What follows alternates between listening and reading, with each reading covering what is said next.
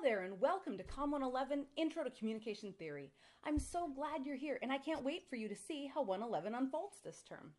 On night one, we need to hit the ground running, and that's why you're watching this. We don't really have the luxury of a syllabus day on Tuesday. We need to get moving with content right away. So let this video serve as syllabus day for you.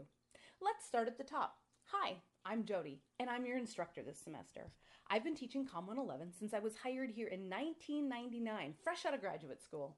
I have 2 degrees in communication, one from the University of Minnesota Duluth, and one from the University of North Dakota in Grand Forks. And my PhD is from ISU in leadership. I'm married, and instead of children, we have small furry animals.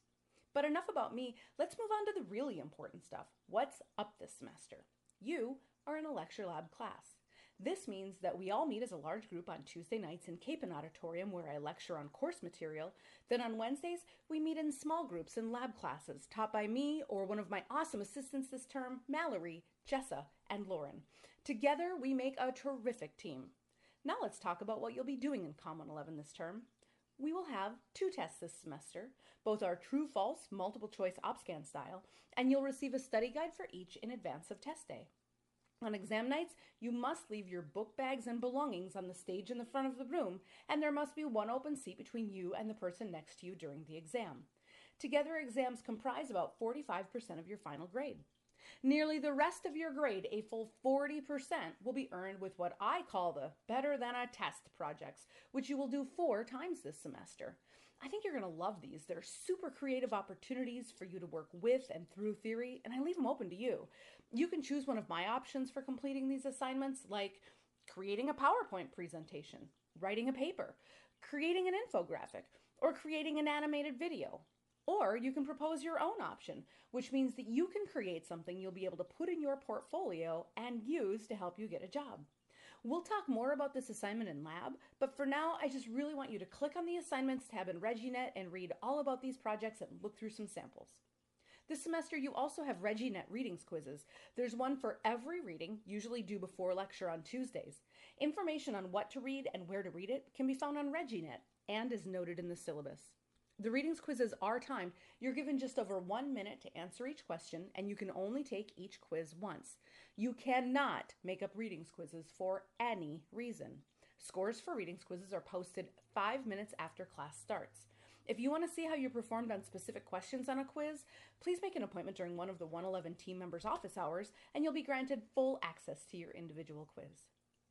Finally, I've reserved 35 points this semester as flex points that you will earn at random in lecture or lab when an opportunity arises.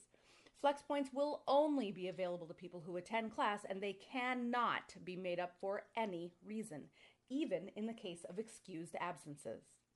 Now that we've covered the requirements for this semester, let's move on to some classroom rules that you need to be aware of right up front. First, please be respectful. Be respectful to each other and to my team. This means that your emails to us should be professional and respectful. And in class, don't disturb others by talking when I'm talking. In class, you should also refrain from texting people, and if you have a laptop, please resist the strong urge to surf the internet or check your email or social media during class. Next, late work is never, ever, ever accepted, even if you feel like you have a good excuse. Even if you're sick, slither across campus to class if you have to. Even if you're out of town for band, even if your computer crashed or the internet went out while you were taking a quiz. Late work is never accepted. And tests must always be taken on the day found in the schedule unless you've prearranged otherwise. In short, the only excuse I accept for anything late is that somehow you've lost your head, literally. And at that point, you need to verify your excuse with a headless selfie, okay? Now that said, because I understand life doesn't always work out as planned, you'll find that on day 1, I will add points to your grade to accommodate this. You'll be given free points equivalent to about 2 readings quizzes.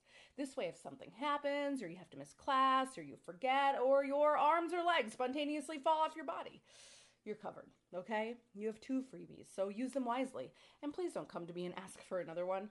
The point of these isn't necessarily that I'm being as generous as much as I just don't want to suffer 150 creative excuses for missing something this semester.